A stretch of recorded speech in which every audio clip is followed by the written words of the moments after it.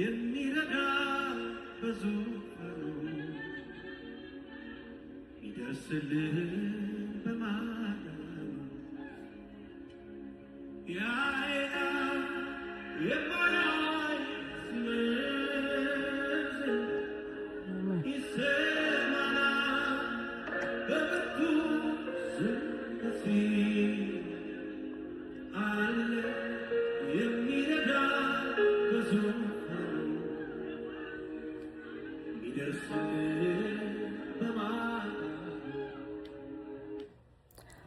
አሜን አሜን ሃሌሉያ። ያየናል ይሰማናል። ኢየሱስ ክርስቶስ የጌቶች ጌታ ነው። ሰላም ሰላም ለእናንተ ይሁን። ጌታ ረድቶኝ በጸጋው በመንፈሱ ምሪት ዛሬ ደግሞ መጥቻለሁ። ዘማሪው እንዳለ ያየናል ይሰማናል። ጌታ የሚሰማ አምላክ የሚያይ አምላክ የማንም ጩኸት ባለ ዕዳ ያልሆነ ንጉስ ነው። ስሙ ይባረክ።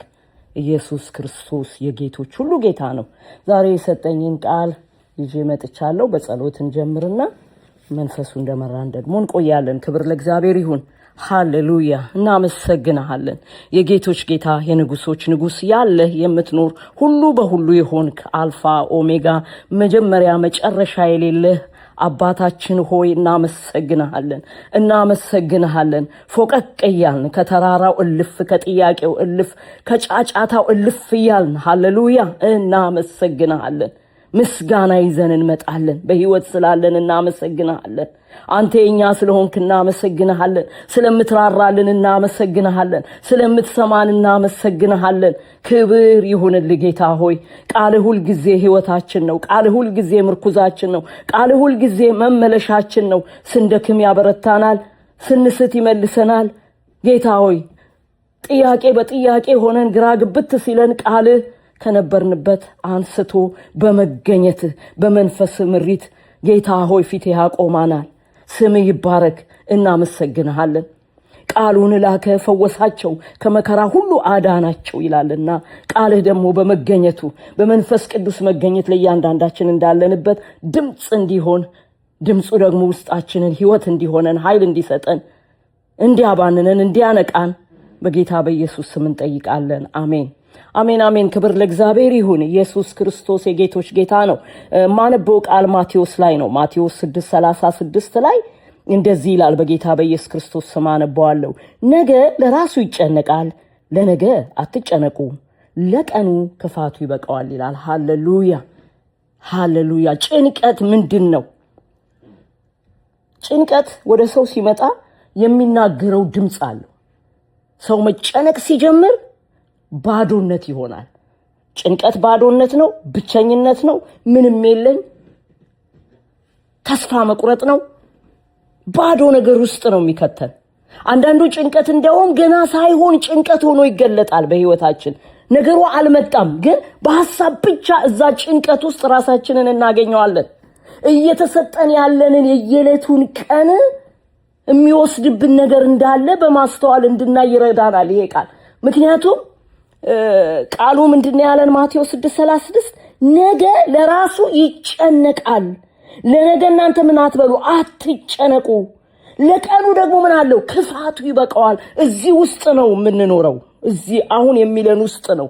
እዚህ ውስጥ እየኖርን ግን እንደ እግዚአብሔር ሐሳብና ፍቃድ የተሰጠንን የክርስቶስ ሰላም ውስጣችን ያለውን መስማት የሚያስችለንን ድምጽ እንድንሰማ ዛሬም በቃሉ አትጨነቁ ይለናል። አትጨነቁ። ጭንቀት የማያገኘው ሰው የለም። በዚህ ምድር ላይ ስንኖር ይመጣል። ግን የጭንቀቱ መምጣት አይደለም፣ ጭንቀቱ ውስጥ መክረሙ፣ ጭንቀቱን ውስጥ መኖሩ ህይወትን ያሳጣል፣ ባዶ ያረጋል፣ ተስፋን ይነጥቃል። እግዚአብሔር ከጭንቀት እንድንወጣ ይፈልጋል። ኢሳይያስ ላይ ሄደን ስናነብ ኢሳይያስ 48 ላይ ቁጥር 12 ያዕቆብ ሆይ የጠራህም እስራኤል ሆይ ስማኝ፣ እኔ ነኝ፣ እኔ ፊተኛ ነኝ፣ እኔ ኋላኛ ነኝ ይላል። ሃሌሉያ። ፊተኛም ኋለኛውም የሆነው ጌታ ከኔና ከናንተ ጋር ነው። አሁን ዛሬ በዚህ ሰዓት ይሄን መልእክት የምትሰሙ በጭንቀት ውስጥ ያላችሁ፣ በተስፋ መቁረጥ ውስጥ ያላችሁ፣ የጠላት ተጽዕኖ የተጫናችሁ፣ ምክንያቱም ጠላት ቀዳዳ ነው የሚፈልገው። አንድ የሆነ ነገር ህይወታችን ላይ ሲረብሸን እሱን ማባዛት ነው። በቃ ያባዘዋል። ችግሩ እዚህ ጋር ይመጣል። ከጥቂት ሰዓት በኋላ ግን ያ የተጨነቃችሁበት ችግር እሱ ጋር አይቆምም። ይመነዝረዋል፣ ያባዘዋል፣ ያሰፋዋል። ምክንያቱም የመስማት አቅም እኛ ጋር ያገኛል። ስንጨነቅ ስንፈራ የሆነ ነገር ሲመጣብን መጀመሪያ የምንቀበለው የሚመጣውን የጭንቀት ድምጽ ነው። ለምሳሌ የመጣው ችግር ላይ እንዲህ ቢሆን እንዲህ ሊሆን ነው፣ አለቀ፣ በቃ፣ ባዶ ያረጋናል። እግዚአብሔር ግን እኛ እንድንጨነቅ አይፈልግም። በመገኘት ውስጥ እንድንኖር ነው የሚፈልገው። ጭንቀት ራሱን የቻለ ጠንቅ ነው። የት ነን ያለነው? በየዕለቱ እግዚአብሔር የሚሰጠን ቀን አለ። በዛ ቀን ላይ ትላንት ያልፋል፣ ዛሬን ተቀብለናል። ዛሬ መሆን ያለብንን ሳንኖር በትላንትናው ጭንቀት ዛሬ እንቀበላለን፣ በዛሬው ጭንቀት ነገ እንቀበላለን። እንዲሁ ጭንቀትን እየወለደ እየሰፋ ህይወትን እየገዘገዘ ባዶ እያረገ ፍጻሜው ጋር ያደርሰናል ማለት ነው። ወገኖቼ ጌታ እኔና እናንተ እንድንጨነቅ አይፈልግም። ነገር ግን አንድ ነገር ይፈልጋል፣ ወደሱ እንድንጠጋ፣ እንድንጮህ፣ ወደሱ ድምጽ እንድናሰማ። እስቲ ወደ ኋላ ህይወታችንን እንየው። የተጨነቃችሁበት ከባድ የሆነ ችግር ውስጥ ሆናችሁ የደመደማችሁበት ይሄ በቃ አልቋል በቃ ያላችሁት ነገር ግን እንደውም መብቃት ሳይሆን በተሻለ ሁኔታ በበረከት ሁኔታ እግዚአብሔር የለወጠው ነገር የለንም አለን። ግን እዚህ ጋር አዲስ ችግር ሲመጣ ትላንትን እንዳናይ ጠላት አጥር ያረግብናል። የፍርሃት አጥር፣ የጭንቀት አጥር፣ ተስፋ የመቁረጥ አጥር፣ ብቸኝነት፣ ባዶነት፣ ምንም እንደሌለው አርጎ ይከበናል። ከዛ የምንወጣው ግን ቃሉ እንደሚለን ለመኖር ከቃሉ ጋር ስንስማማ ነው። ጌታ ይባረክ። ነገ ለራሱ ይጨነቃል፣ ለነገ አትጨነቁ፣ ለነገ ክፋቱ ይበቃዋል። እግዚአብሔር ከጭንቀት እንድንወጣ ይፈልጋል። አንድ የተሰጠኝ ግጥም አለና ያው እግዚአብሔር በተለያየ መንገድ ነው የሚናገረን አይደል? ክብር ለእግዚአብሔር ይሁን። እስቲ በዚህ ግጥም ውስጥ ደግሞ ጌታ ምን ይለናል? ኢየሱስ ክርስቶስ የጌቶች ጌታ ነው። ነገ የኛ አይደለም ይላል አርስቱ። ዛሬና ትላንትን ነገና ዛሬን መለየት አቅቶን ዛሬ ላይ ሆነን ስለ ነገ ያሰብን ነገ ዛሬ ሆኖ ደግሞ እየመጣብን ዛሬዎቻችንን ሳንኖር አለፈን። ዛሬ የተሰጠን እንድንኖረው ነው። ጌታን አመስግኖ መኖር ለኛ እኮ ነው። የዚህ ሁሉ ምንጩ ምንድነው ስንል ጭንቀት የሚባል ጓደኛ ሆኖን ነው። ለነገ መጨነቅ ዛሬን ሳንኖረው በትላንት መጸጸት ደግሞ ላናገኘው ከጉዳት በስተቀር ምንም ጥቅም የለው። ነገ ለራሱ ይጨነቃል፣ ለነገ መተው ነው። እኛ በምስጋና ዛሬን በጸጋው መኖር ነው። በትላንትና በነገ መሃል የተሰጠን የኛ ቀን ዛሬ ነው። የሚያስፈልገንን ጌታ ያውቃል፣ አዋቂ ነውና ዛሬያችን እንኑር ሆነን በምስጋና። ማቴዎስ 6:34 ሄደን ስናነበው ጥበብን ጠይቀን በፍቃዱ መኖር የሚያስተምረን ቃል ነው ይላል። ሃሌሉያ! ኢየሱስ ጌታ ነው። ዛሬ ወንድሞቼና እህቶቼ በዚህ ግጥም ውስጥም በቃሉ ውስጥም ራሳችንን እንድናይ የተሰጠንን ዘመን ሳንኖረው እንዲሁ በጭንቀትና በስጋት በፍርሃትና በድንጋጤ የመባነን ህይወት ሆኖ እንዳያልፍብን ቆም ብለን እንድናስብ፣ እናንተ ድካሞች ወደ እኔ ኑ ያለ ጌታ ድካማችንን ይዘን ወደ ጌታ እንድንጠጋ ለሁላችንም ጸጋውና መንፈሱ ይርዳን። በምንም አይነት ጭንቀት ውስጥ ያላችሁ ትላንትን በምህረቱ ያሻገረ ዛሬን በቸርነቱ የሰጠን ጌታ አዋቂ ነው፣ ስሙ ይባረክ። ስለኔና ስለናንተ ግድ ይለዋል።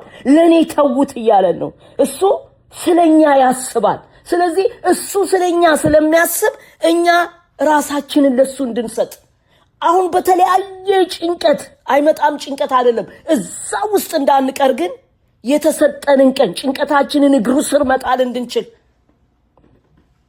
በፊቱ ጸጋውን አብዛልኝ ኃይል ስጠኝ እንድንል ጌታ ይርዳን፣ ደግሞም ይረዳናል። ክብር ለእግዚአብሔር ይሁን። እንጸልያለን በዚህ መንፈስ ውስጥ ሆነን። ጌታ ሆይ አንተ ትናገራለህ በጌታ በኢየሱስ ክርስቶስ ስም በተለያየ ነገር ውስጥ ላሉ ወገኖቼ ጌታ አባት ሆይ አንተ በቃል መተሃልና ለኔም ለነሱም እየተናገርክ ነውና ጌታ ሆይ ነገ ለራሱ ይጨነቃል፣ ለነገ አትጨነቁ፣ ለቀኑ ክፋቱ ይበቃዋል ብለሃልና ጌታ እነዚህ ቃሎች ለኛ እንዲገቡን እንጠይቃለን።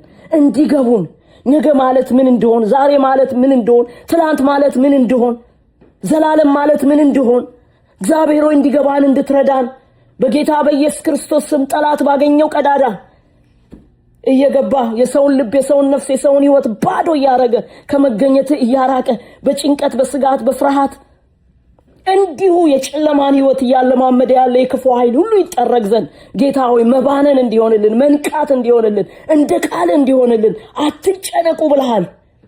እሱ ስለማን? ስለናንተ ያስባል። የምታስብልን አምላክ ስለሆንክ፣ ጌታ ስለሆንክ ጭንቀቶቻችንን ሁሉ እግር ስር ጥለን ስንነሳ ከኛ ጋር አብረው እንዳይነሱ ጸጋህ እንዲረዳን፣ መንፈስ እንዲመራን በጌታ በኢየሱስ ክርስቶስ ስም እንለምናለን። ጌታ ሆይ በምንም ሁኔታ ውስጥ ያሉ በዚህ ቃል በዚህ ግጥም ጌታ ሆይ መባነን እንዲሆን፣ ትላንታቸው የተሰረቀ ዛሬያቸው የተወሰደ ነጋቸው ጨለማ የሆነ በክርስቶስ ኢየሱስ ስም ስልጣን በዚህ ሰዓት ጌታ ሆይ መባነንና መንቃት፣ ትላንትን በምስጋና ዛሬን በቸርነት ነገ ላይ ለሆነው ለሚሆነው አንተ ታማኝ እንደሆንክ ነፍሳችንም ስጋችንም እንዲረዳ ጸጋህ እንዲረዳን በጌታ በኢየሱስ ስም ለመንን።